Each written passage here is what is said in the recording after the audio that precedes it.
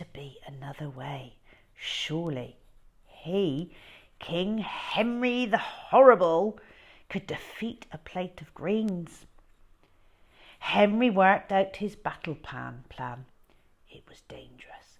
It was risky. But what choice did he have? First, he had to distract the enemy. "You know, Mum," said Henry, pretending to chew, "you were right. These beans are very tasty." Mum beamed. Dad beamed. "I told you you'd like them if you tried them," said Mum. Henry pretended to swallow. Then he speared another bean and pushed it around the plate. Mum got up to refill the jug of water. Dad turned to speak to her. Now was his chance. Horrid Henry stretched out his foot under the table and lightly tickled Peter's leg. "Look out, Peter, there's a spider on your leg."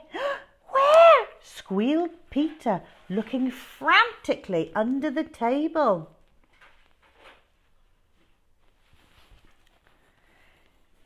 Leaf plop, Henry's beans hopped onto Peter's plate. Peter raised his head. "I don't see any spider," said Peter. "I knocked it off," mumbled Henry, pretending to chew vigorously. Then Peter saw his plate piled high with string beans. "Oh," said Peter, "lucky me, I thought I'd finished." Thought Horrid Henry. Day 2. Plip. A piece of Henry's broccoli accidentally fell on the floor. Henry kicked it under Peter's chair. Plop. Another piece of Henry's broccoli fell. Plop. And another. Plop. And another. Plip, plop, plip, plop, plip. Soon the floor under Peter's chair was littered with bits of broccoli. "Mum," said Henry, "Peter's making a mess." "Don't be a telltale, Henry," said Dad. "Well, he's always telling on me," said Henry. Dad checked under Peter's chair. "Peter, eat more carefully. You're not a baby anymore." "Ha, ha, ha," thought Horrid Henry. Day 3, peas. Squish. Henry flattened a pea under his knife. Squash. Henry flattened another one. Squish, squash, squish, squash. Soon every pea was safely squished and hidden under Henry's knife. "Great dinner, Dad," said Henry. "Especially the peas." "I'll clear," he added, carrying his plate to the sink and quickly rinsing the knife. Dad beamed. "Eating vegetables seems to be making you helpful," said Dad. "Yes," said Henry sweetly. "It's great being helpful." Day 4, cabbage. Bzz, bzz. "A fly landed on my cabbage," shrieked Henry, and he swatted the air with his hands. "Where?" said Mum. "There," said Henry. He leapt out of his seat. "Now it's on the fridge." "Bzzz," said Henry under his breath. "I don't see any fly," said Dad. "Up there," said Henry, pointing to the ceiling. Mum looked up. Dad looked up. Peter looked up. And Henry dumped a handful of cabbage in the bin. Then he sat back down at the table. "Rats," said Henry. "I can't eat the rest of my cabbage now, can I? Not after a filthy, horrible, disgusting fly has walked all over it, spreading germs and dirt and poo." And all right, said Dad, "leave the rest." "I am a genius," thought Horrid Henry, smirking. Only one more battle till vegetable victory. Day 5, sprouts. Mum ate her sprouts. Dad ate his sprouts. Peter ate his sprouts.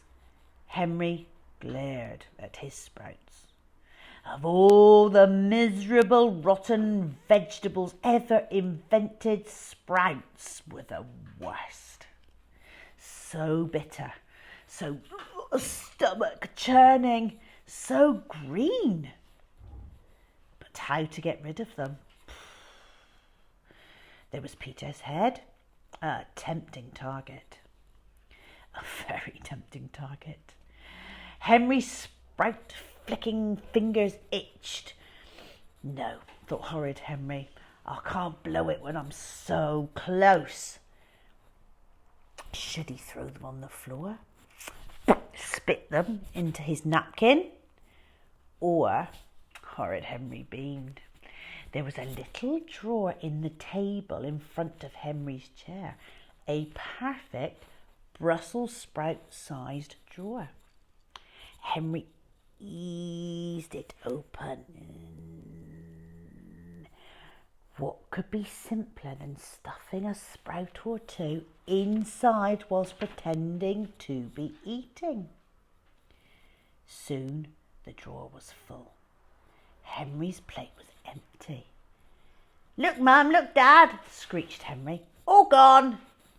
Which was true, he thought gleefully. Well done, Henry. Oh, well done, Henry, said Peter. We'll take you to Gobble and Go tomorrow, said Mum. Yippee, said horrid Henry. So, Mum, Dad, Henry and Peter walked up the street. Mum, Dad, Henry and Peter got to Gobble and Go. But where was Gobble and Go with its purple flashing neon sign and the blaring music and the purple walls? They must have walked past it. But how? Horrid Henry looked about wildly. It was impossible to miss Gobble and Go. You could see the neon sign for miles. It was right here, said horrid Henry. But Gobble and Go was gone. A new restaurant was in its place. The Virtuous Veggie, read the sign.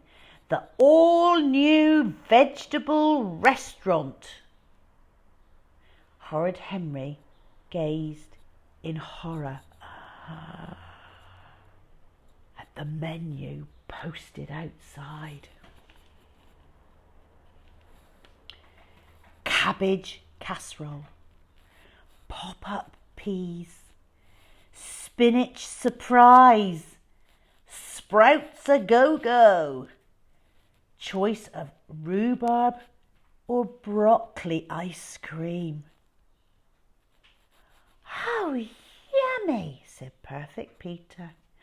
Look, Henry, said Mum, it's serving all your new favourite vegetables. Horrid Henry opened his mouth to protest, and then he closed it. He knew when he was beaten. The end. If you click on to part 3, we will have another Horrid Henry story.